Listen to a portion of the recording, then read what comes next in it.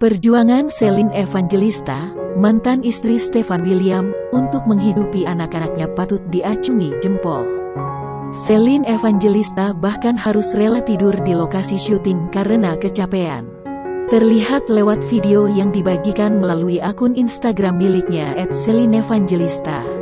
Kamis tanggal 9 Desember tahun 2021, salah satu sahabat Celine kerap mengabadikan kerja kerasnya yang kadang sampai harus tidur di lokasi syuting.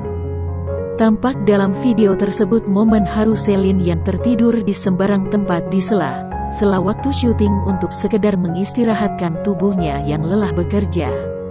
Wajar video Celine Evangelista tengah tertidur di sembarang tempat di sela-sela waktu syuting untuk sekedar mengistirahatkan tubuhnya yang lelah bekerja pun viral. Celine Evangelista mengaku takut dan capek karena harus meninggalkan anak-anaknya di rumah sementara dia bekerja dari pagi hingga malam.